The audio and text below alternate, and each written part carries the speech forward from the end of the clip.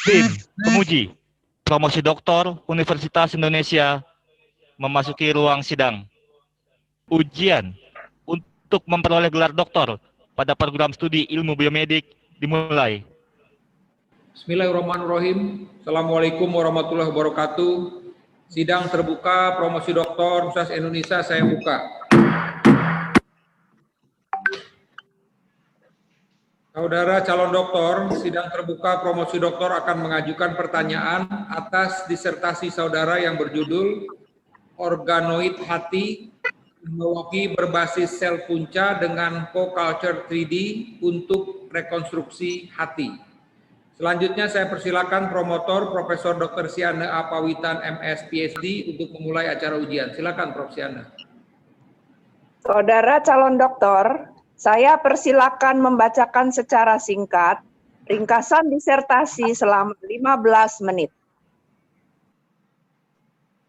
Yang terhormat promotor Profesor Dr. Siana Apawitan MS PhD, perkenankan saya membacakan ringkasan disertasi saya sebagai berikut.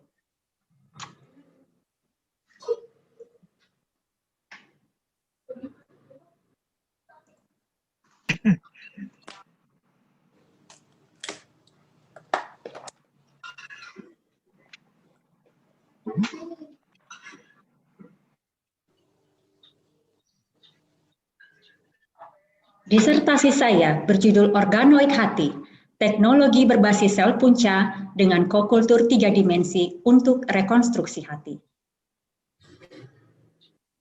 Hati merupakan organ vital yang memiliki banyak fungsi. Beberapa fungsi penting diantaranya adalah sintesis protein, metabolisme, detoksifikasi, dan metabolisme obat. Infeksi virus, kanker, toksisitas obat, dan penyalahgunaan zat dapat mengakibatkan kerusakan hati. Hati memiliki kemampuan regenerasi yang tinggi, sehingga kerusakan hati dapat segera diperbaiki dan hati kembali berfungsi normal. Tetapi apabila nekrosis dan apoptosis terjadi secara masif, dapat mengakibatkan sirosis dan kegagalan hati. Sirosis merupakan salah satu dari 10 penyebab kematian terbesar menurut data WHO 2015. Hal ini mengakibatkan kebutuhan transplantasi yang tinggi. Transplantasi hati merupakan terapi utama mengatasi kegagalan hati. Tetapi transplantasi hati memiliki banyak keterbatasan, yaitu kurangnya donor yang kompatibel, biaya yang besar, dan pemakaian imunosupresi jangka panjang. Karena itu terus dikembangkan terapi alternatif untuk mengatasi kegagalan hati, yaitu transplantasi hepatosit, transplantasi sel punca, artificial liver, dan bioartificial liver. Bioartificial liver yang dikembangkan akhir-akhir ini juga hanya memiliki beberapa fungsi hati dan tidak memiliki lingkungan mikro 3 dimensi. Karena itu diperlukan rekonstruksi organoid hati yang memiliki fungsi hati dan lingkungan mikro 3 dimensi mirip hati in vivo. Organoid hati ini dapat digunakan untuk uji obat, bahan bioartificial liver, dan untuk memahami patogenesis penyakit hati. Diperlukan formulasi rasio hepatosit, LX2, UC-MSC, dan UCB-CD34 yang optimal, dan medium kultur optimal untuk rekonstruksi organoid hati. Dan bagaimana morfologi, viabilitas, fungsi, dan potensi angiogenesis organoid hati. Penelitian ini terdiri dari 3 tahap. Tahap pertama, isolasi dan kultur komponen seluler hepatosit, LX2, UC-MSC, dan UCB-CD34. Tahap kedua, uji formulasi rasio dan komponen seluler hepatosit, LX2, UC-MSC, dan UCB-CD34.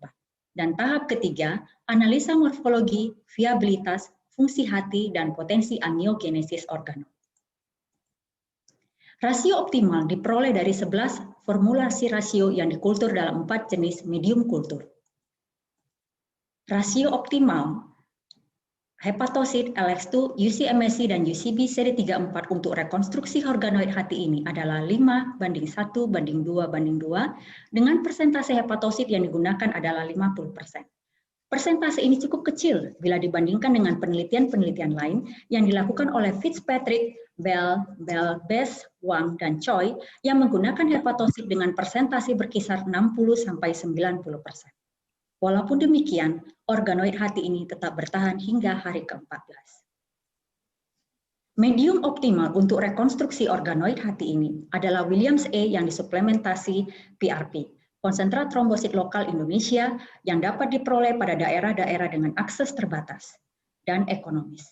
PRP sendiri mengandung sitokin dan growth factor, sedangkan pada penelitian lain menggunakan medium yang disuplementasi khusus oleh growth factor. Organoid hati penelitian ini tetap solid hingga hari ke-14, sedangkan sferoid pada monokultur mudah terurai. Organoid hati bertonjol-tonjol dengan inti-inti sel pada permukaan dan sebagian di dalam organoid. Diameter organoid semakin bertambah sesuai dengan durasi kultur. Hal ini linear dengan penelitian yang dilakukan oleh Kim pada tahun 2018, tetapi berbeda dengan penelitian yang dilakukan oleh Ulah, Bell, dan Ahmed. Kim menggunakan MSG dan Ulah serta Bell tidak menggunakan MSG atau sel puncak. Diameter pada organoid hati ini semakin bertambah dapat disebabkan oleh adanya proliferasi sel puncak dan LX. Viabilitas organoid hati semakin menurun, tetapi tetap dipertahankan hingga hari ke-14. Penurunan viabilitas monokultur pada hari ke-14 adalah 100%, sementara pada organoid hati adalah 63,63%. Hal ini dapat disebabkan oleh karena hepatosit dikultur bersama dengan sel-sel lainnya. MSC dengan evaparakrin dapat mengakibatkan penurunan kematian sel. Hal ini linear dengan penelitian yang dilakukan oleh Fitzpatrick pada tahun 2015 yang menyatakan bahwa apoptosis hepatosit menurun pada kokultur hepatosit dan MSG. Choi pada tahun 2019 menyatakan bahwa viabilitas hepatosit lebih baik pada kokultur hepatosit dengan sel stellata hepatica. Ekspresi relatif gen albumin semakin meningkat hingga hari ke-14. Hal ini dapat disebabkan karena adanya sel-sel selain hepatosit yang mengekspresikan gen albumin, di mana UC-MSC dan UCB-CD34 dapat mengalami diferensiasi spontan menjadi hepatosit-like cell dan mengekspresikan gen albumin. Hal ini linear dengan penelitian yang dilakukan oleh Fitzpatrick yang menyatakan bahwa ditemukan ekspresi gen albumin pada MSC yang dikultur bersama hepatosit. Demikian juga dengan penelitian Kim yang menunjukkan peningkatan ekspresi gen albumin hepatosit yang dikultur bersama MSC. Hal ini berbeda dengan penelitian yang dilakukan oleh Bayes pada kultur tanpa MSC, di mana ekspresi gen albumin semakin menurun. Pada pewarnaan IHK, ditemukan ekspresi protein albumin dan sel-sel selain hepatosit. Tidak dapat diketahui jenis selnya, tapi dapat diketahui perbedaannya dengan hepatosit berdasarkan ukuran. Hal ini mengindikasikan terjadi diferensiasi spontan UC-MSC dan atau UCB-CD34 menjadi hepatocyte-like cell. Ekspresi protein cukup stabil hingga hari ke-14. Hasil penelitian organoid hati ini linear dengan penelitian yang dilakukan oleh Kim yang menunjukkan adanya ekspresi albumin pada MSC yang dikultur bersama hepatosit dan penelitian Hu yang menunjukkan adanya ekspresi albumin pada CD34 yang dikultur bersama hepatosit. Sekresi albumin pada organoid hati ini menurun hingga hari ke-7. Hal ini dapat disebabkan oleh karena sel-sel berbaris rapat pada permukaan organoid hati, sehingga albumin terhambat dikeluarkan ke supernatan. Diferensiasi spontan UC-MSC dan atau UCB-CD34 menjadi hepatocyte-like cell juga mungkin belum matur, sehingga albumin belum disekresikan. Sekresi albumin tinggi pada organoid hati yang kecil, dan hal ini linear dengan penelitian Nishikawa yang menunjukkan sekresi albumin tinggi pada sferoid. Ekspresi relatif gen GOT1 menurun, tetapi tetap dipertahankan hingga hari ke-14. Sedangkan ekspresi gen GOT1 tidak ditemukan pada monokultur. Ekspresi relatif gen GOT1 menurun sejalan dengan penurunan viabilitas. Ekspresi protein GOT sedikit menurun, tetapi tetap dipertahankan hingga hari ke-14. Hal ini sesuai dengan penurunan ekspresi gen GOT1 dan sesuai dengan penurunan viabilitas. Ekspresi relatif gen CYP3A2 menurun, tetapi tetap dipertahankan hingga hari ke-14. Hal ini linear dengan penelitian yang dilakukan oleh Pace dan berbeda dengan penelitian yang dilakukan oleh Choi dan Kim. Sekresi urea pada organoid hati ini meningkat dan tidak ditemukan pada hari ke-7. Hal ini dapat disebabkan oleh deplesi suplai asam amino pada medium kultur karena kesulitan pergantian medium kultur, sehingga amonia yang dikonversi menjadi urea semakin berkurang. Ekspresi protein CD31 sedikit menurun, tetapi tetap dipertahankan hingga hari ke-14, dan tidak ditemukan ekspresi protein CD31 pada monokultur. Hal ini menunjukkan bahwa organoid hati ini memiliki potensi angiogenesis. Keterbatasan pada penelitian ini adalah bahwa penelitian ini menggunakan hepatosit primer tikus Sprague-Dawley. Hal ini karena sangat sulit memperoleh hepatosit primer manusia ditinjau secara etik dan ketersediaan. Ekspresi relatif gen albumin dan GOT1 organoid hati ini cukup besar karena sitimin gen albumin dan GOT1 kontrol cukup tinggi. Permasalahan hal ini dapat diakibatkan karena adanya permasalahan pada penyimpanan cDNA, di mana terjadi beberapa kali kerusakan pada kulkas penyimpan cDNA. Suspensi sel tidak dapat dibagi secara merata pada setiap spot preparat, sehingga jumlah hepatosit pada slide preparat dapat sangat berbeda. Analisa sekresi albumin dilakukan dengan menggunakan supernatan, sehingga albumin yang tidak disekresikan ke supernatan tidak dapat diukur. Pergantian medium kultur sukar dilakukan karena ukuran organoid yang sangat kecil, sehingga terjadi depresi suplai asam amino pada medium kultur dan sekresi urea tidak ditemukan pada hari ke-7. Keunggulan penelitian ini, yaitu persentase hepatosit yang digunakan untuk rekonstruksi organoid hati ini cukup kecil, tetapi dapat menghasilkan organoid hati yang tetap bertahan hingga hari ke-14. Dan medium kultur yang digunakan adalah medium kultur yang sederhana dan ekonomis. Tetapi, walaupun demikian, organoid hati tetap bertahan hingga hari ke-14. Ekspresi albumin pada sel-sel selain hepatosit mengindikasikan terjadinya diferensiasi spontan UC-emesis dan atau UCB CD34. Dan organoid hati ini menunjukkan potensi angiogenesis. Kebaruan penelitian ini bahwa rekonstruksi organoid hati ini adalah yang pertama dilakukan di Indonesia, dan rekonstruksi organoid hati dari kombinasi 4 komponen seluler, yaitu 2 populasi sel parenkimal dan sel non-parenkimal hati, serta 2 sel punca merupakan yang pertama. Kesimpulan pada penelitian ini, yaitu bahwa rasio hepatosit LX2, UC-MSC, dan UCB-CD34 yang optimal untuk rekonstruksi organoid hati adalah 5:1:2:2, dan medium kultur yang optimal adalah Williams A yang disuplementasi dengan PRP, ITS, dan dexamethasone. Morfologi organoid hati solid dan bertonjol-tonjol dengan inti sel di permukaan dan sebagian di dalam organoid. Fungsi sintesis albumin organoid hati dalam ekspresi gen albumin, ekspresi protein albumin, dan sekresi albumin organoid lebih baik daripada monokultur. Fungsi metabolisme enzim GOT, metabolisme obat CYP, dan fungsi sekresi urea pada organoid hati lebih baik daripada monokultur. Dan organoid hati ini memiliki potensi angiogenesis. Saran pada penelitian ini bahwa penanda sel tunas hati pada organoid hati tidak dapat diketahui dengan pewarnaan HE. Karena itu diperlukan analisa pencitraan lanjutan menggunakan penanda TBX3 dan ADRA1B pada organoid hati. Sekresi albumin organoid dapat ditingkatkan dengan mendesain ukuran organoid hati dan jarak antar sel. Karena itu diperlukan modifikasi ukuran organoid hati dan penggunaan matriks ekstraseluler berupa perancah yang didesolarisasi atau matriks ekstraseluler sintesis untuk rekonstruksi organoid hati. Maturasi hepatocyte-like cell dapat mempengaruhi sekresi albumin, karena itu diperlukan analisa koneksin 32 pada organoid hati. Dan sekresi urea dapat berkurang pada keadaan depresi asam amino, dan hal ini dapat diatasi dengan penggunaan bioreaktor yang memungkinkan pergantian medium kultur secara kontinu. Untuk memperoleh hal ini diperlukan penggunaan bioreaktor dalam rekonstruksi organoid hati. Terima kasih.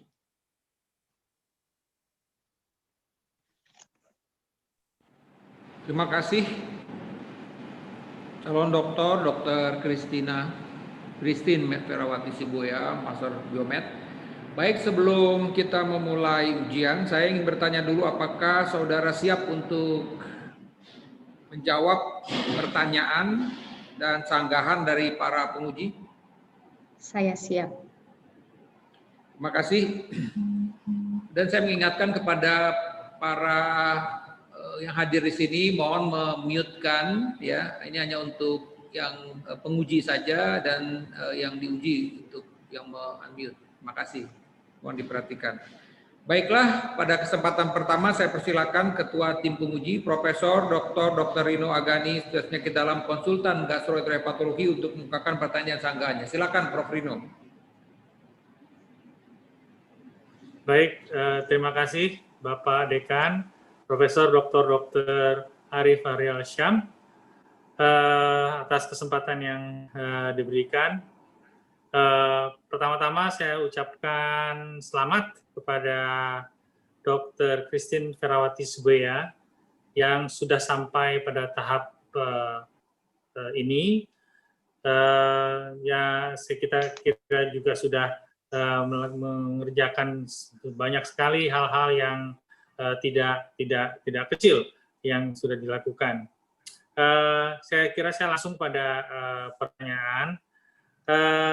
Seperti Anda sudah sampaikan,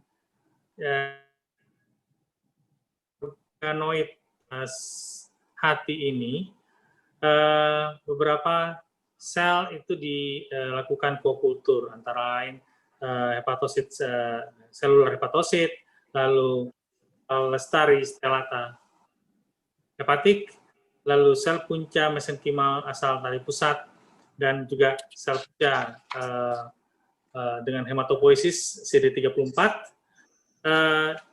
dan semua sel ini selain dari sel-sel yang berbeda-beda, ada juga yang beda berasal dari spesies yang berbeda. Mungkin Anda perlu memberikan penjelasan lebih dahulu bagaimana hal ini dipertimbangkan dan apakah ini memang akan berpengaruh dalam hasil atau katakanlah kinerja atau performance dari model Anda ini untuk nantinya akan bisa digunakan, apakah itu sebagai bioartificial liver ataukah sebagai pengujian obat dan sebagainya. Ya, silakan. Terima kasih atas pertanyaan yang terhormat Profesor Dr. Rino Agani, SPPD KGEH. Perkenankan saya menjawab sebagai berikut. Hepatosit yang digunakan berasal dari tikus Sprague-Dawley. Hal ini disebabkan karena kesulitan untuk memperoleh hepatosit primer dari manusia, karena ditinjau dari segi etik dan juga ketersediaannya. Hal ini tidak mempengaruhi, walaupun demikian hal ini tidak mempengaruhi hasil yang diperoleh dari organoid hati. Tetapi alangkah memang lebih baiknya untuk menjadi lanjutan pada penelitian yang akan datang, untuk hepatosit yang digunakan dapat berasal dari induced pluripotent stem cell atau iPSC ataupun juga hepatosit immortal. Sumber-sumber hepatosit tersebut dapat digunakan untuk sebagai bahan hepatosit pada organoid kokultur. Terima kasih.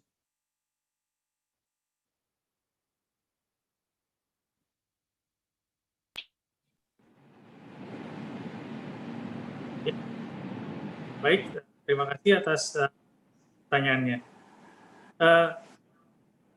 Selanjutnya, pertanyaan kedua dari saya adalah apakah fungsi hati yang diperiksa sudah bisa mewakili fungsi hati yang ada, misalnya hati yang normal, dan ada mekanisme atau cara yang bisa dilakukan untuk dapat mengetahui fungsi-fungsi hati yang lebih banyak, karena kita tahu fungsi itu tidak sedikit. Silakan. Terima kasih atas pertanyaan yang terhormat Profesor Dr. Rino Agani, SPPD KGEH. Perkenankan saya menjawab sebagai berikut. Pada organoid hati ini telah dilakukan analisa fungsi hati, yaitu sintesis albumin, sekresi urea, metabolisme enzim GOT, dan metabolisme obat CYP. Keempat fungsi hati ini sudah cukup mewakili beberapa fungsi daripada organoid hati. Hati memiliki banyak sekali fungsi, dan beberapa fungsi diantaranya telah diwakili pada analisa yang dilakukan pada organoid hati ini. Walaupun demikian, masih dapat bisa dilakukan analisa untuk fungsi-fungsi hati pada organoid hati, bisa dilakukan dengan melakukan sequencing, ataupun juga melakukan analisa fungsi hati yang lainnya, seperti pemeriksaan glikogen, kemudian faktor pembekuan darah, dan fungsi-fungsi hati lainnya pada pemeriksaan lanjutan organoid hati. Terima kasih. Terima kasih. Sementara saya Terima kasih Prof. Rino. Berikutnya saya persilakan kepada Profesor Dr. Sriwidya Ajusman MS untuk mengajukan pertanyaan resangganya. Silakan Prof. Widya. Terima kasih kepada Prof. Ari atas sebagai Ketua Sidang untuk kesempatannya. Saya juga pertama-tama mengucapkan selamat kepada Dr. Christine. Akhirnya sampailah pada tahap akhir dari pendidikan akademik tertinggi Anda. Ya. Penelitian ini sudah barang tentu bukan penelitian yang sederhana dan mudah. Banyak sekali waktu dan pikiran dan usaha yang sudah Anda curahkan. Ya. Untuk itu saya memberikan apresiasi kepada saudara. Ya. Nah, seperti tadi juga yang ditanyakan oleh Prof. Rino sebelumnya, hepatosit yang Anda gunakan, ini Anda berhasil menemukan, membuat organoid hati dengan komposisi yang hepatosit, tetapi Anda peroleh dari tikus. Ya.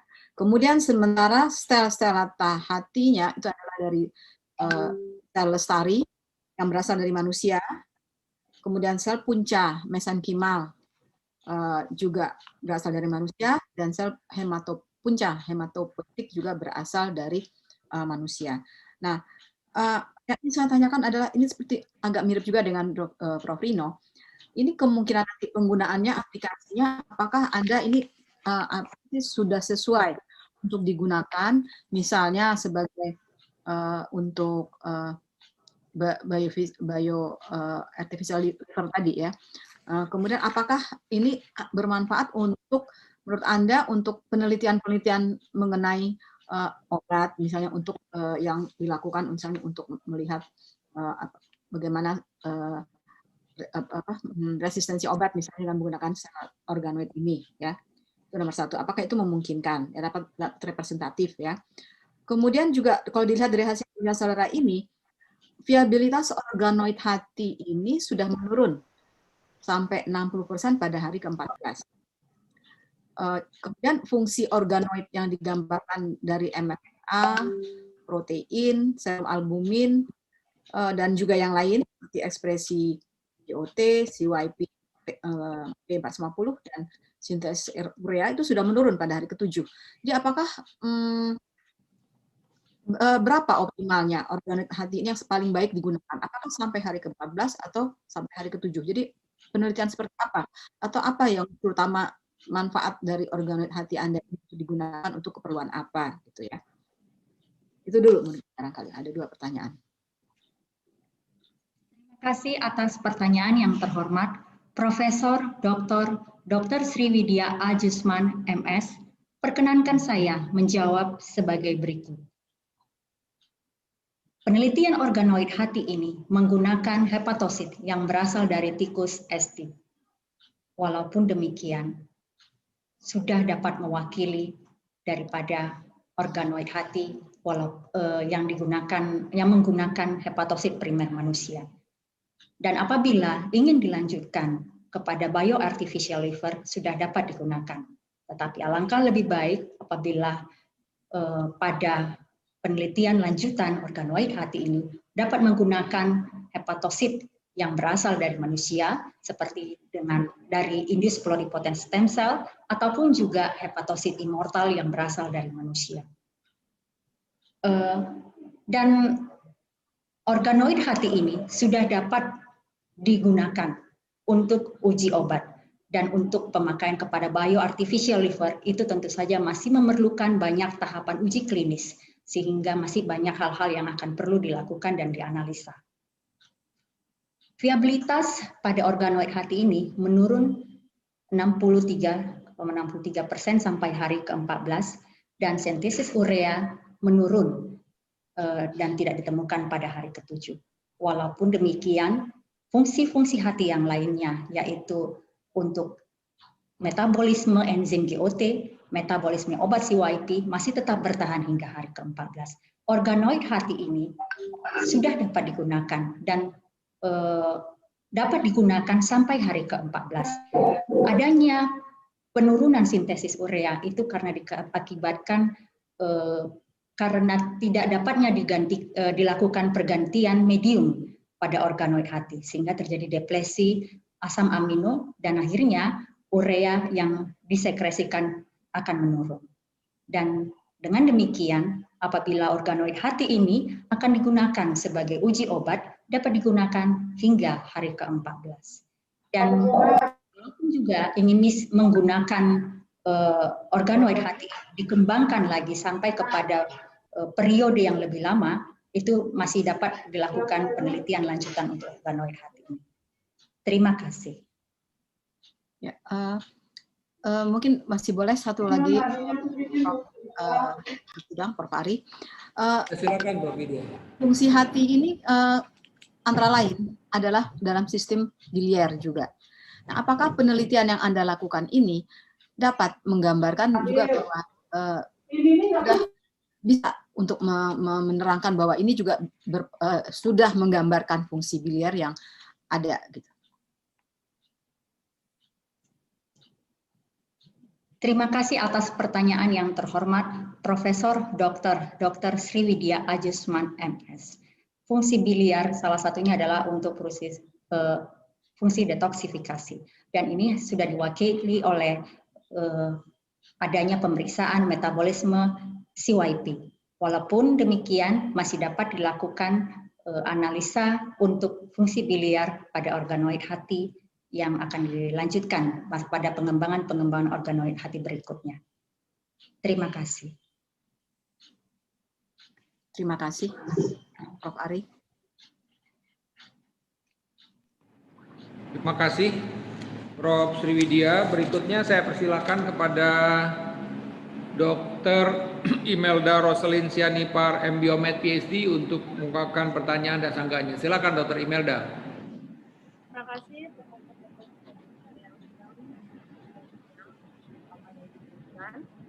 Izinkan saya bertanya kepada... Suaranya belum jelas, Dr. Imelda. Terima kasih, Prof. Ari, atas kesempatannya. Suara saya sudah terdengar.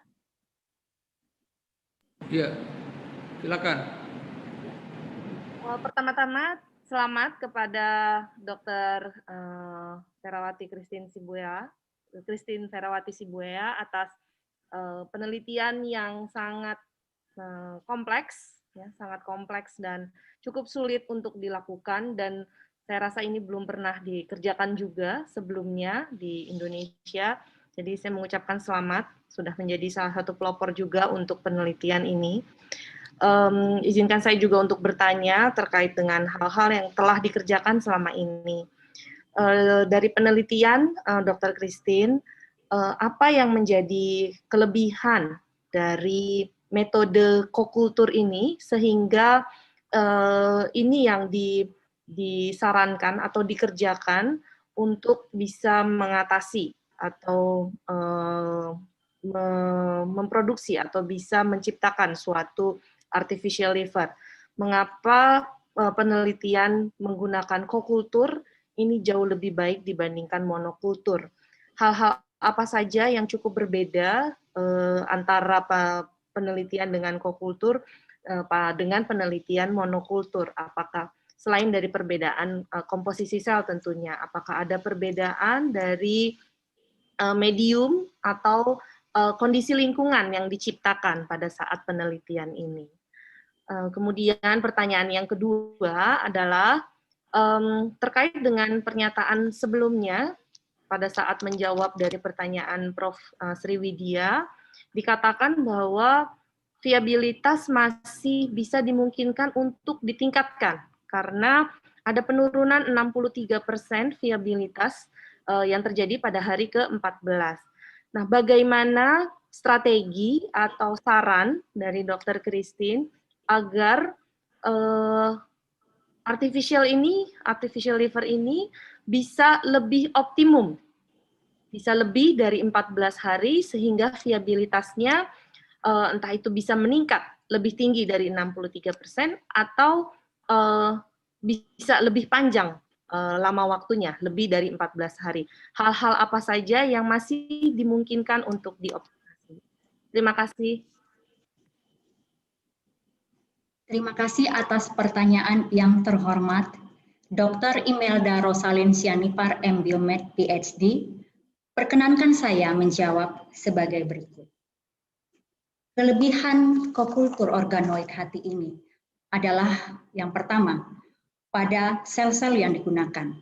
Sel-sel yang digunakan pada organoid hati ini menggunakan 4 komponen sel, hepatosit, LX2, dan 2 sel punca, yaitu MSC dan CD34. Sel-sel yang digunakan mewakili parenkimal dan non-parenkimal dan mirip dengan hati in vivo. Dan hal-hal ini mengakibatkan sel-sel tersebut sudah cukup mewakili untuk konstruksi organoid hati. Dan yang kedua, penggunaan sel punca mendukung viabilitas ataupun fungsi hati pada organoid hati ini. Dan metode 3 dimensi yang digunakan, kultur 3 dimensi yang digunakan juga mempengaruhi ataupun juga memberikan kelebihan pada kokultur organoid hati ini. Dan dengan demikian, baik sel yang digunakan dan kondisi lingkungan mikro 3 dimensi pada organoid hati ini sudah cukup untuk rekonstruksi organoid hati. Viabilitas masih dapat ditingkatkan, walaupun pada penelitian organoid hati ini terdiri dari viabilitas menurun dan pada hari ke-14 ditemukan penurunan viabilitas 63,63%. Dan hal ini dapat ditingkatkan dengan penggunaan bioreaktor, di mana pada penelitian organoid hati ini karena ukuran organoid hati yang sangat kecil, sangat sukar untuk dilakukan pergantian medium. Hal ini juga dapat mengakibatkan terjadinya kerusakan hepatosit yang cepat ataupun kematian hepatosit yang cepat, sehingga apabila penggunaan bioreaktor dengan memberikan nutrisi yang cukup kepada organoid hati dapat memberikan waktu atau durasi kultur yang lebih lama daripada organoid hati ini. Demikian juga apabila dimungkinkan ada penggunaan atau pemberian growth factor khusus, mungkin juga dapat untuk mempertahankan viabilitas organoid hati lebih dari 14 hari. Terima kasih.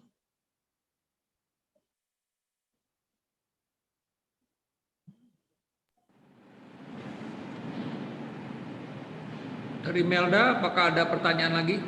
Cukup, Prof, dari saya. Terima kasih. Terima kasih.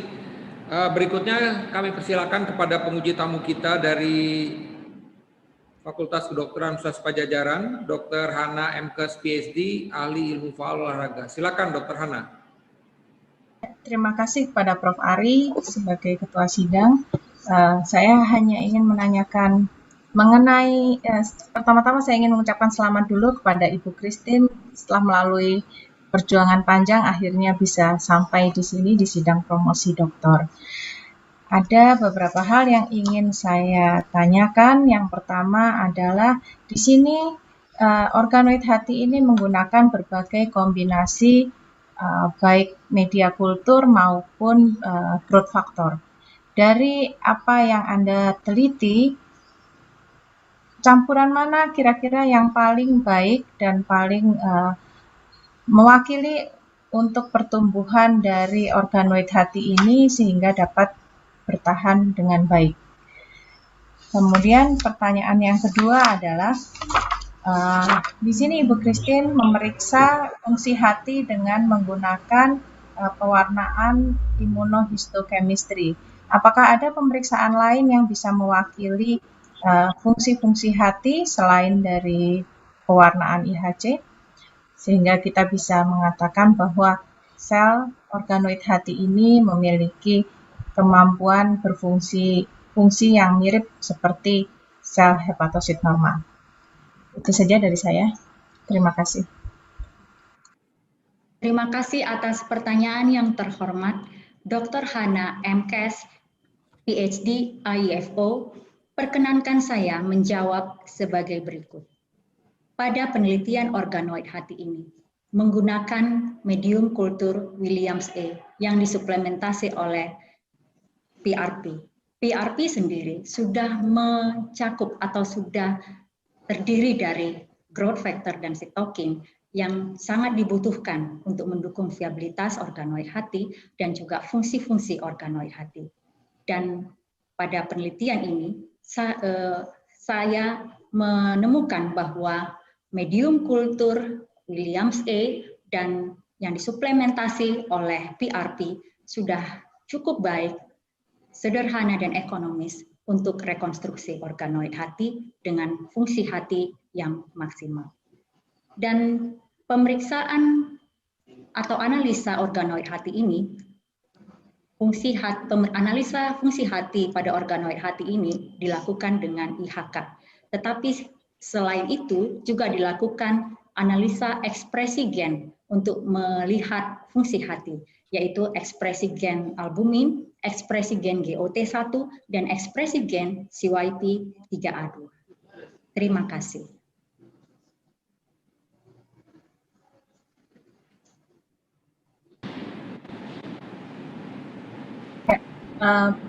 Ibu Christine, apakah boleh diberikan saran tentang pemeriksaan lain yang mungkin bisa dikerjakan untuk melihat apakah GOT ini selain ada di dalam sel juga dilepaskan ke kultur medium? Terima kasih atas pertanyaan yang terhormat Dr. Hana MKes, PhD IFO. Perkenankan saya menjawab sebagai berikut. Selain daripada pemeriksaan ekspresi gen GOT, memang lebih baik kalau untuk melakukan analisa GOT dengan menganalisa pada medium kultur, yaitu dengan melihat kadar sekresi atau level daripada GOT pada medium kultur. Dan untuk hal itu diperlukan analisa analisa GOT1 pada medium kultur atau juga yang dapat diperoleh dari sel yang dilisiskan. Terima kasih. Baik, terima kasih dari saya cukup, Bapak Dekan. Ya, terima kasih Dr. Hana. Waktu kita masih ada 15 menit lagi dan masih ada 2 penguji yang kebetulan kopromotor Anda. Ya, pertama saya beri kesempatan kepada Dr. Radiana Dewayani A, M.Biomed, PhD untuk melakukan pertanyaan dan sanggahan. Silakan Dr. Nana. Terima kasih Prof. Ari. Selamat Christine, akhirnya perjalanan panjang Christine sudah mencapai titik akhir nih ya. Tapi saya tetap berharap ini adalah titik nol Christine. Sehingga pertanyaan saya ini lebih ke arah refleksi nih Christine. Bagaimana kesan dan pesan dari Christine, karena ini merupakan pioneering studies ya, terhadap penelitian ini. Coba Christine refleksikan, apakah penelitian ini sesuai harapan, ada yang ingin diubah dari penelitian ini, kalau misalnya Christine bisa kembali lagi mengerjakan semuanya, apa yang ingin diubah, dan kemudian juga saya ingin tahu, Christine dalam 2-3 tahun ke depan, ingin menggeluti riset apa setelah ini? Terima kasih. Terima kasih Prof. Ari. Terima kasih atas pertanyaan yang terhormat Dr. Radiana Dewayani A. M.Biomed, PhD. Perkenankan saya menjawab sebagai berikut. Kesan yang saya dapatkan ketika pertama kali saya mengerjakan kultur organoid hati ini adalah yang pertama bahwa teknik kultur bukanlah sesuatu yang gampang untuk dilakukan. Yang kedua, saya begitu terpukau bahwa ketika melihat sel-sel tersebut dapat tumbuh atau dapat terus berproliferasi di luar daripada tubuh manusia. Yang ketiga, organoid hati ini memberikan suatu pencerahan atau dapat menjadi salah satu jawaban dari permasalahan tingginya kebutuhan transplantasi hati. Dan hal ini membuat saya semakin bersemangat untuk tetap melanjutkan riset ini ke depan, di mana dengan menggunakan sel punca ataupun juga melanjutkan riset daripada organoid hati ini, hingga akhirnya bisa dapat benar-benar diaplikasikan kepada pasien yang membutuhkan, baik sebagai bridging terapi ataupun untuk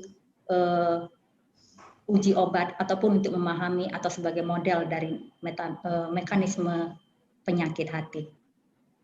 Terima kasih. Terima kasih Christine. Semoga ke depan kita bisa terus berkolaborasi ya. Oke. Baik, dari saya sudah, Prof. Ari. Ya, terima kasih Dr. Radiana. Berikutnya saya persilakan kepada Dr. Cynthia Olivia Maureen Jasirwan, spesialis penyakit dalam, konsultan gastroenteropatologi PhD, untuk membukakan pertanyaan sanggahan. Silakan Dr. Cynthia. Terima kasih kepada Ketua Sidang, Prof. Ari, Profesor Dr. Ari Fahrial, SPPD KGEH. Sebelumnya saya ucapkan selamat kepada Dr. Christine sudah menyelesaikan suatu penelitian yang sebenarnya pernah terbayang tidak oleh Christine, bahwa ini sebenarnya kalau misalnya bisa diterapkan pada masyarakat suatu saat nanti, nilai kemanfaatannya sangat besar sekali. Jadi saya akan bertanya dari sisi sebagai klinisi dan sudah aplikasinya ya. Karena ya sebenarnya yang diharapkan masyarakat itu adalah nanti sudah bisa diaplikasikan kepada masyarakat. Nah, jadi saya pertama kali waktu Christine akan melakukan penelitian ini, yang saya bayangkan bahwa liver organoid ini nanti suatu saat bisa menjadi semacam minimal terapi bridging ya sebelum ke transplantasi, atau bahkan bila memungkinkan bisa menjadi pengganti sehingga orang tidak harus transplantasi hati. Misalnya kita liver organoid ini nanti suatu saat akan ditempel-tempel di liver gitu ya, dimasukkan ke dalam liver yang sudah sirosis misalnya, kemudian bisa membangkitkan, bisa dia jadi beregenerasi, memperbaiki livernya. Itu harapan ke depannya, walaupun perjalanan itu masih panjang. Nah, pertanyaan saya yang pertama, apakah bagaimana menurut Dr. Christine apabila hepatositnya ini diganti dengan hepatosit manusia? Setidaknya apakah sudah ada gambaran kira-kira apakah menjadi lebih panjang viability-nya atau bagaimana? Kemudian yang kedua, masih terkait dengan pertanyaan yang pertama tadi, kira-kira masih butuh berapa step lagi penelitian ini sehingga bisa minimal untuk dicobakan menjadi bridging ya. Saya sih belum bisa bicara panjang sampai menggantikan liver, tapi setidaknya waktu tunggu orang yang akan transplantasi menjadi bisa lebih panjang sambil dia menunggu transplant, kemudian fungsinya digantikan oleh liver organoid ini. Kira-kira bayangan Dr. Christine berapa panjang lagi dan apa kira-kira step-step yang masih akan dilanjutkan lagi dari penelitian ini? Terima kasih. Terima kasih, Prof. Terima kasih atas pertanyaan yang terhormat Dr. Cynthia Olivia Maureen Jasirwan, SPPD KGEH PhD. Perkenankan saya menjawab sebagai berikut. Organoid hati ini memang diharapkan bisa dapat diaplikasikan kepada pasien yang membutuhkan, apakah sebagai bridging terapi ataupun misalnya pada suatu saat nanti dapat ditransplantkan kepada pasien. Dan tetapi hal ini masih membutuhkan banyak sekali tahap. Apakah penggunaan organoid hati sebagai bahan bioartificial liver sehingga dapat digunakan sebagai bridging terapi pada pasien-pasien yang menunggu untuk transplantasi hati, membutuhkan tahap uji klinis, baik itu sama seperti uji klinis pada uji coba obat, dan juga masih tetap diperlukan berapa banyak hepatosit yang dibutuhkan, jumlah hepatosit yang dibutuhkan untuk dapat digunakan sampai beberapa waktu lamanya. apakah 1 juta atau 10 juta kepada pasien untuk bridging terapi. Dan hal ini masih membutuhkan banyak sekali tahapan-tahapan ke depan. Dan apakah hepatosit yang digunakan jika diganti dengan hepatosit manusia, apakah viabilitasnya dapat lebih panjang? Hal itu bisa saja dimungkinkan. Tetapi memang untuk isolasi hepatosit itu sangat sulit karena hepatosit juga susah dipropagasi di luar daripada tubuh manusia. Sehingga kalau ingin melakukan kultur organoid hati dengan menggunakan hepatosit primer yang diisolasi dari hati manusia, itu kemungkinan juga viabilitasnya akan sama seperti organoid hati pada penelitian ini. Akan sangat baik apabila hepatosit yang digunakan adalah hepatosit yang berasal dari induced pluripotent stem cell ataupun juga hepatosit immortal, sehingga viabilitasnya akan tetap tinggi pada durasi kultur yang lebih lama. Terima kasih. Terima kasih banyak, Dr. Christine. Terima kasih banyak, Prof.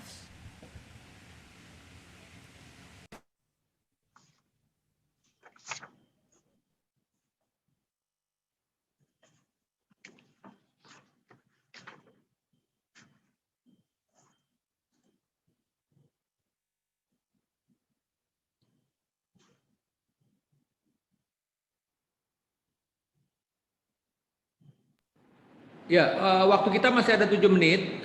Saya putar kembali. Silakan kalau Prof. Rino ada pertanyaan.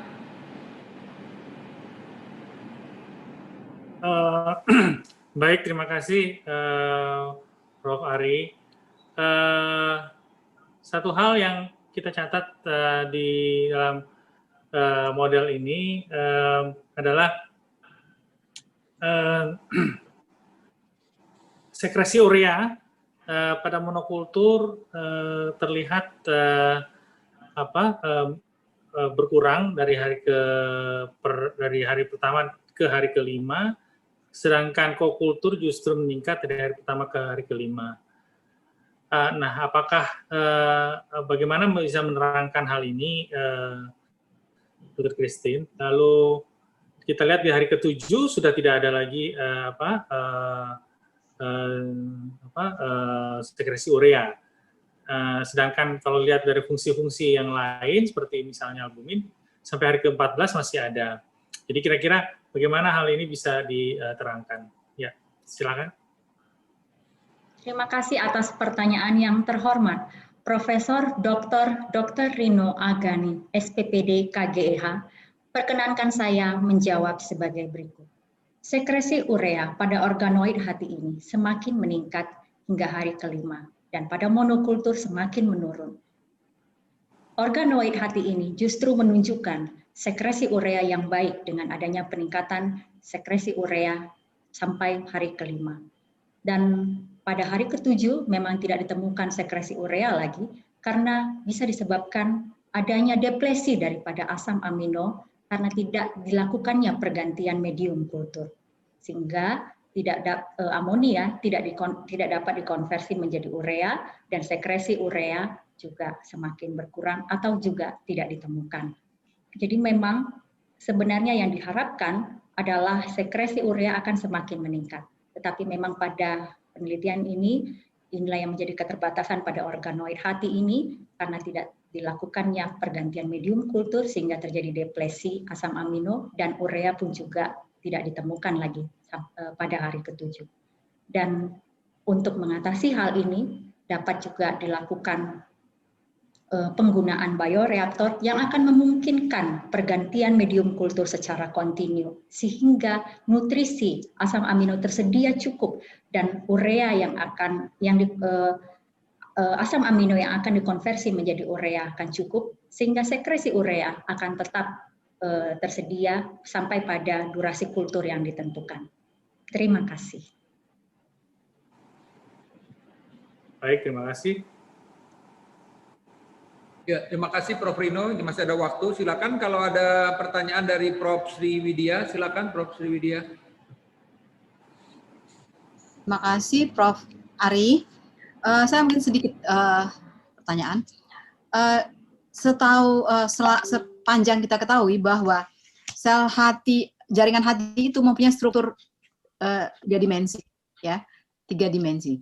Nah, dalam rekonstruksi organoid hati ini, Dr. Christine kan komposisinya hanya sel hepatosit, kemudian sel punca mesenkimal tali pusat, sel punca hematopoiesis tali pusat, dan sel lestari selata. Bagaimana bahwa ini dapat menggambarkan struktur 3 dimensi dari organ hati? Apakah rekonstruksi yang Dr. Christine buat ini sudah membentuk struktur 3 dimensi? Terima kasih atas pertanyaan yang terhormat Profesor Dr. Sriwidya Ajusman MS. Perkenankan saya menjawab sebagai berikut. Pada organoid hati ini, hepatosit, LX2, UC-MSC, dan UC-BCD34 dikultur pada suatu wadah yang tidak memungkinkan adanya perlekatan kepada permukaan wadah, sehingga sel terjadi interaksi antar sel dan kemudian agregasi antar sel yang membentuk sferoid, sehingga akhirnya itulah yang membentuk struktur 3 dimensi. Dan LX2 dan MSC sendiri mensekresikan ataupun membentuk extracellular matrix yang akhirnya membentuk suatu lingkungan mikro 3 dimensi yang mirip dengan in vivo, mirip dengan hati in vivo. Terima kasih. Tidak perlu ditambahkan perancah atau scaffold pada teknologi ini, tidak perlu apa, jadi sudah membentuk struktur 3 dimensi. Demikian. Terima kasih atas pertanyaan yang terhormat Profesor Dr. Sriwidya Ajusman MS. Perkenankan saya menjawab sebagai berikut. Pada penelitian organoid hati ini, tampak dilihat adanya matriks ekstraseluler pada potongan melintang pewarnaan HE, sehingga dapat dilihat bahwa ada matriks ekstraseluler pada organoid hati ini. Walaupun demikian, untuk peningkatan daripada viabilitas dan juga fungsi hati, dapat dilakukan kokultur pada peranca, baik matriks ekstraseluler yang dari deselularisasi hati ataupun juga organ yang natif, ataupun juga dengan menggunakan matriks ekstraseluler sintetis, sehingga akhirnya lingkungan mikro yang dilakukan pada kultur tersebut dapat menyerupai hati in vivo. Walaupun pada penelitian organoid hati ini tidak menggunakan peranca, tetapi matriks ekstraseluler terbentuk. Untuk lebih baik lagi, memang diperlukan adanya peranca, baik dari deselularisasi ataupun matriks ekstraseluler yang sintetis. Terima kasih. Waktu habis, ujian selesai. Terima kasih pada Prof. Vendus, Dr. Christine Ferawati Sibuya, dan juga para penguji yang telah mengajukan pertanyaan-pertanyaan dan dijawab dengan tuntas dan lugas oleh Prof. Vendus. Baiklah Bapak Ibu sekalian, ujian berakhir dan izinkanlah kami mengadakan sidang tertutup untuk memberikan penilaian, dan sidang ditunda beberapa saat. Tim penguji promosi doktor Universitas Indonesia meninggalkan ruang sidang.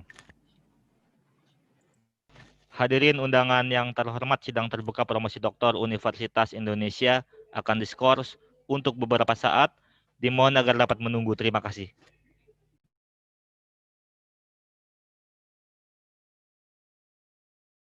Hadirin undangan yang terhormat, sidang terbuka promosi doktor Universitas Indonesia segera dilanjutkan. Tim penguji promosi doktor Universitas Indonesia memasuki ruang sidang.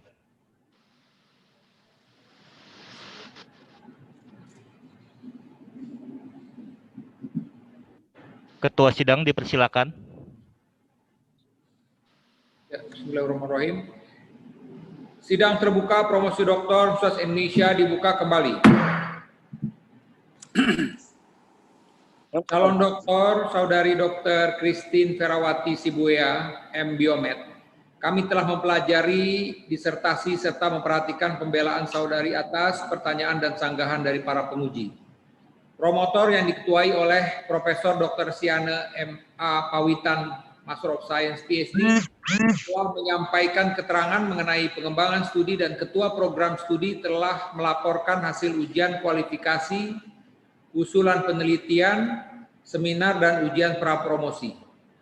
Berdasarkan semua itu, tim penguji memutuskan untuk mengangkat Dr. Christine Ferawati Sibuya M.Biomed menjadi doktor dalam program studi ilmu biomedik dengan yudisium cum laude.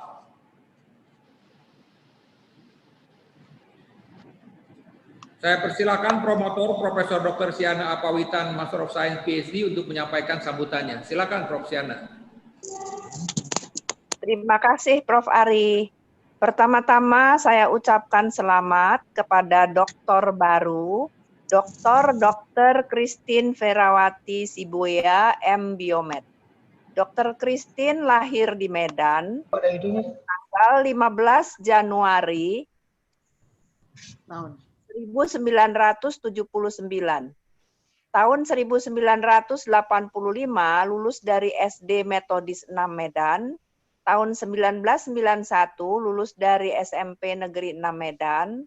Tahun 1994 lulus dari SMU Negeri 11 Medan.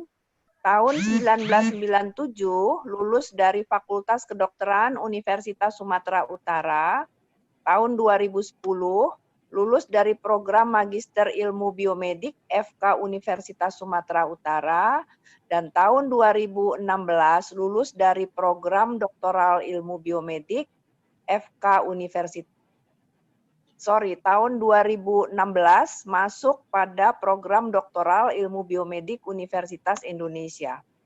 Antara 2004 sampai 2008 bekerja sebagai dokter jaga di Rumah Sakit St. Elizabeth Medan. 2010 sampai sekarang menjadi dosen tetap Fakultas Kedokteran Universitas HKBP Nomensen. Dr. Christine Ferawati Sibuya M.Biomed telah berhasil melewati tahap akhir pendidikan S3 Biomedik ini dengan disertasi berjudul Organoid Hati, Teknologi Berbasis Sel Punca dengan Kokultur 3D untuk Rekonstruksi Hati.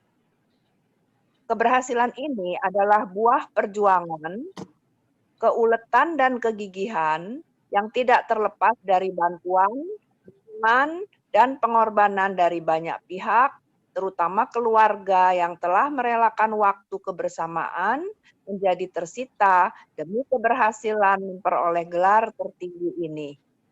Dan untuk itu, perkenankan saya atas nama seluruh tim pembimbing dan FKUI mengucapkan beribu terima kasih kepada semua pihak yang secara langsung ataupun tidak langsung ikut berperan dalam keberhasilan penelitian dan penyusunan buah pikiran yang mendasari disertasi program doktor ini. Selama masa pembimbingan, Dr. Christine telah memperlihatkan kemampuan dalam melakukan penelitian yang melibatkan banyak pihak dan telah membuktikan kemampuannya bekerja sama untuk mengatasi persoalan yang timbul selama penelitian. Berinisiatif melakukan tindakan untuk memecahkan masalah, berdiskusi untuk mendapatkan masukan, merangkum dan mengintegrasikan semua hasil, menuliskannya menjadi disertasi, dan mempertahankannya dalam sidang terbuka pagi ini. Untuk itu, saya pribadi berkesimpulan bahwa Dr. Christine memang sudah layak untuk menyandang gelar tertinggi ini. Penelitian yang mendasari disertasi ini adalah kenyataan banyaknya penderita gagal hati yang tidak dapat bertahan selama menunggu ketersediaan organ untuk transplantasi. Karena itu, keberadaan alat berupa hati bioartifisial yang dapat melakukan berbagai fungsi hati akan sangat membantu agar pasien gagal hati dapat bertahan. temuan Dr. Christine mempunyai potensi untuk dimanfaatkan sebagai bahan dalam hati bioartifisial. Selain itu, organoid hati juga dapat dimanfaatkan untuk uji toksisitas obat dan sebagai model untuk mempelajari mekanisme penyakit hati. Kelebihan dan cara pembuatan organoid hati yang dilakukan Dr. Christine terletak pada penggunaan medium yang menggunakan suplemen asal dalam negeri sehingga biaya pembuatan organoid hati ini dapat ditekan selain ketersediaan bahan yang lebih mudah didapat ketimbang menggunakan bahan yang harus diimpor dari luar negeri.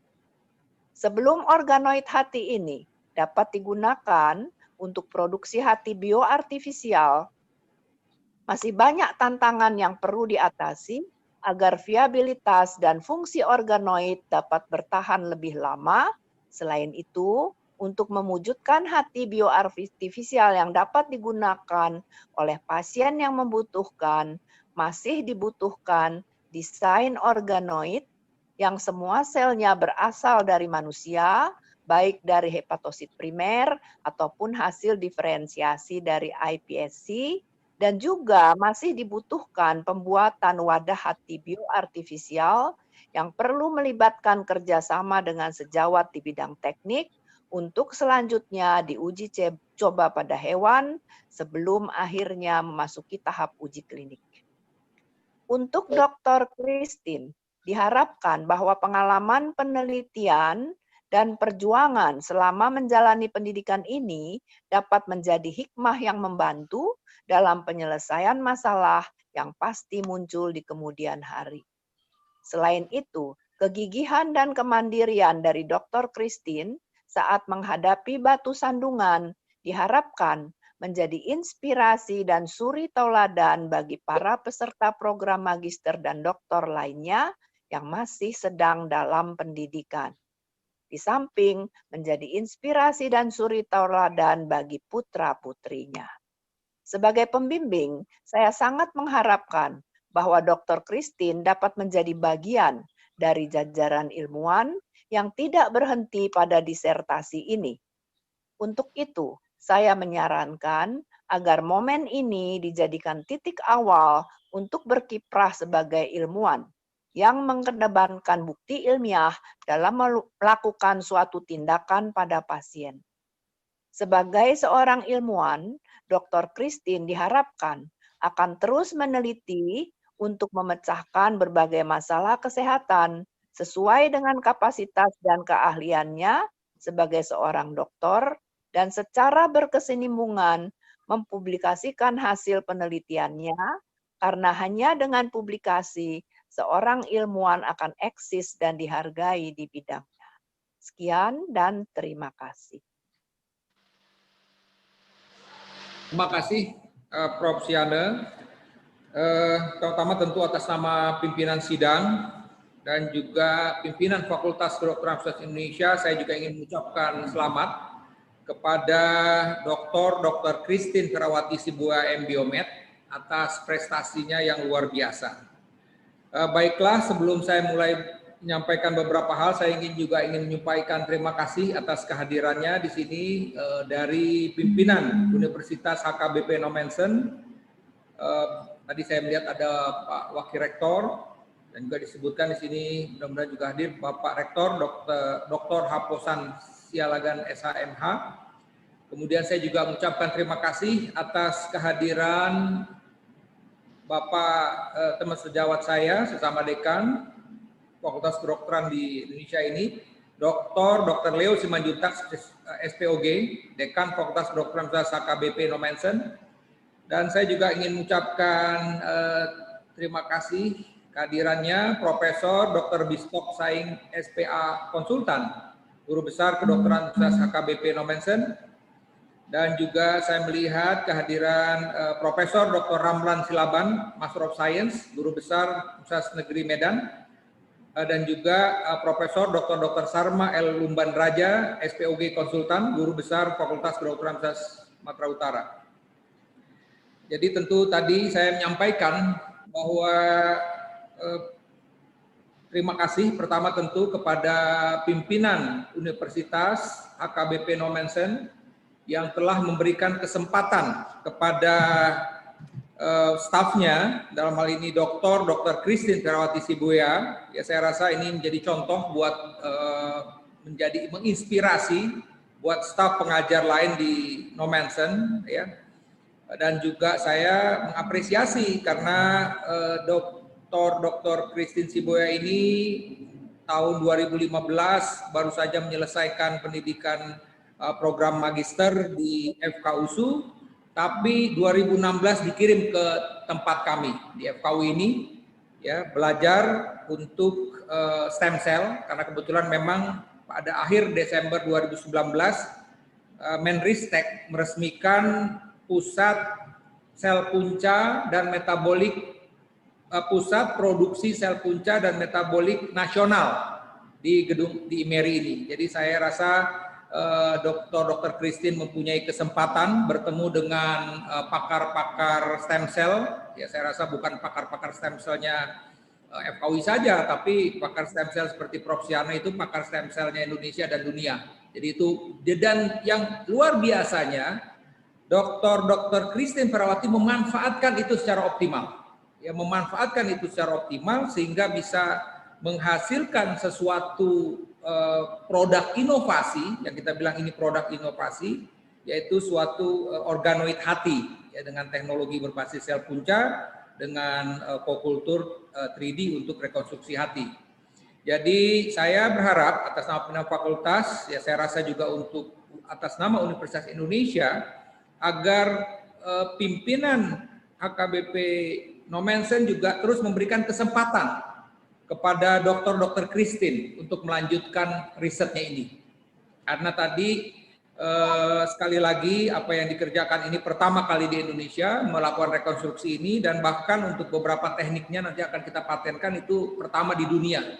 Jadi yang kita mesti selalu memang saya juga pada teman-teman di FKU ini selalu bilang bahwa yang tidak mungkin itu bisa menjadi mungkin, yang mungkin itu bisa menjadi kenyataan. Jadi ini hal-hal yang tadi disebutkan di awal oleh promotor, bahwa di awal pada saat Dr. Christine ini bertemu dengan para pembimbing di FKUI, sudah kita sampaikan, ini tingkat keberhasilannya 50-50. Bisa berhasil, bisa tidak berhasil.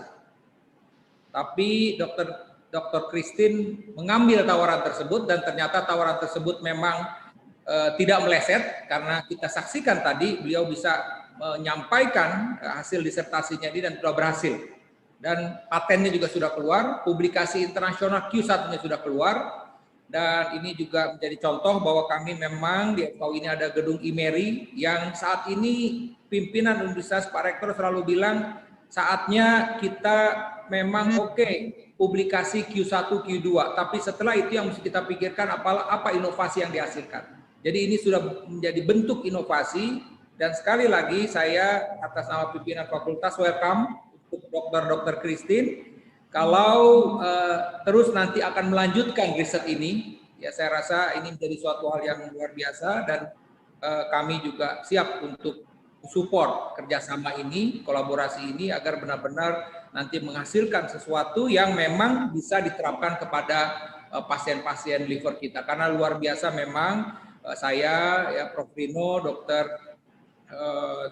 Cynthia, kami ini kebetulan KGH, jadi setiap hari kami berhadapan dengan pasien-pasien dengan kasus-kasus liver yang sudah lanjut, ya, serosis hepatis, bahkan cancer, ya. Tentu ini menjadi suatu harapan apabila ini produk ini bisa diteruskan untuk membantu pasien-pasien kita.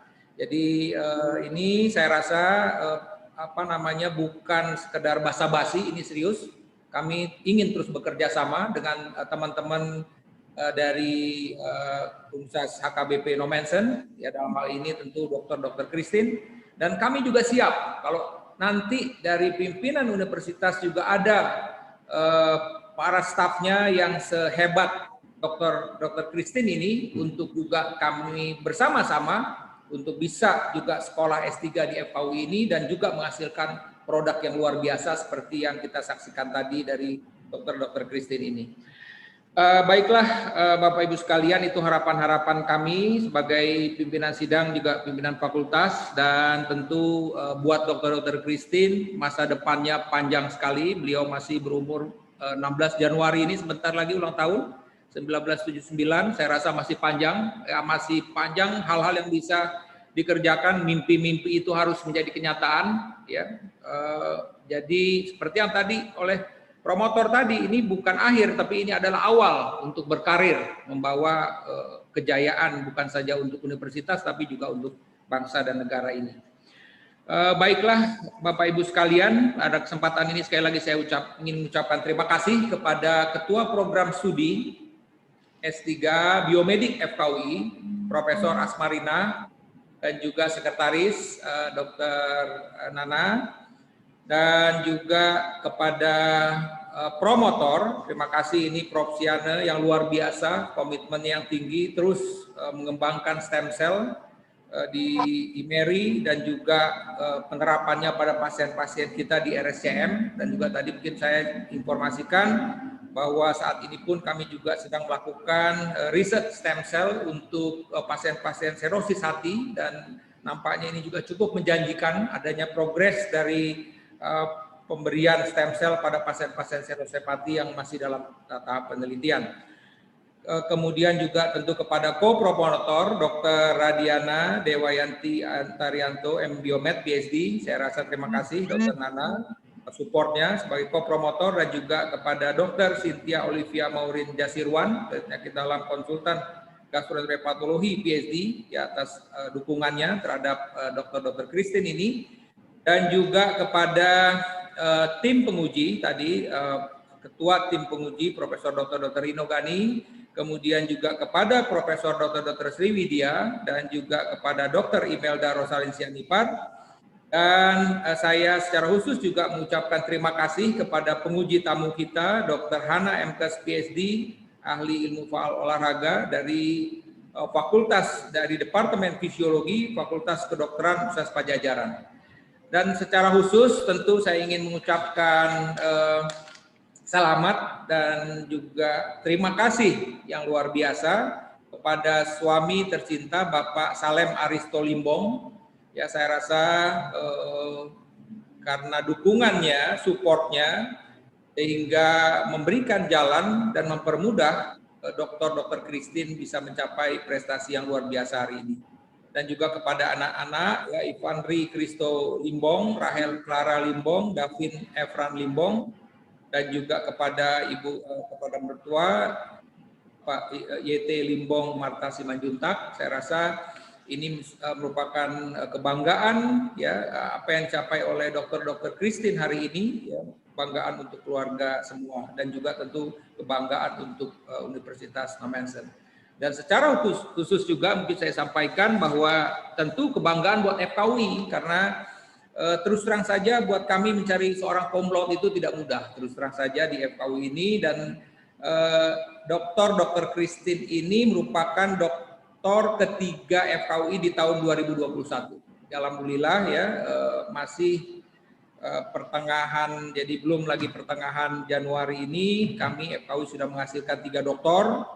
Dan dari 3 doktor ini baru Dr. Christine ini yang mencapai nilai cum laude. Jadi terus terang saja terima kasih secara khusus saya, karena catatan untuk keberhasilan cum laude itu juga menjadi catatan prestasi suatu fakultas kedokteran ketika peserta didiknya mencapai suatu gelar cum laude tersebut. Jadi ini semua karena juga dukungan keluarga. Terima kasih Pak Salem. Tadi mohon maaf kalau ada hal-hal yang keinginan-keinginan yang saya sampaikan tadi untuk masa depan Dr. Christine. Pastilah sebagai suami ada waktu-waktu yang tersita, tapi apa yang akan dihasilkan pasti akan bermanfaat untuk semua orang. Jadi mudah-mudahan Pak Salem Aristo Limbong selalu mendukung istri tercinta untuk menghasilkan yang terbaik buat bangsa dan negara di kemudian hari. Baiklah Bapak Ibu sekalian, saya hanya bisa berpantun. Saya sebenarnya rindu Danau Toba. Saya pernah melakukan riset pilori. Saya sampai ke Pangururan, ya, Pangururan itu di Pulau Samosir. Saya juga sampai ke Dolok Sanggul. Jadi saya tahu beberapa tempat-tempat di Danau Toba. Saya merindukan untuk kembali ke Danau Toba ya, untuk berjalan-jalan di situ, tapi sampai saat ini karena pandemi saya cuma bisa menyampaikan pantun saja. Jalan-jalan ke Danau Toba, danaunya indah menenangkan hati. Selamat untuk Dr. Christine Ferawati Sibuya, berkat rekonstruksi organoid hati meraih doktor FKUI dengan nilai tertinggi. Baiklah, Bapak Ibu sekalian, dengan demikian ujian promosi doktor telah selesai dan sidang terbuka promosi doktor Universitas Indonesia saya tutup. Wabillahi taufik wal hidayah. Wassalamualaikum warahmatullahi wabarakatuh. Terima kasih.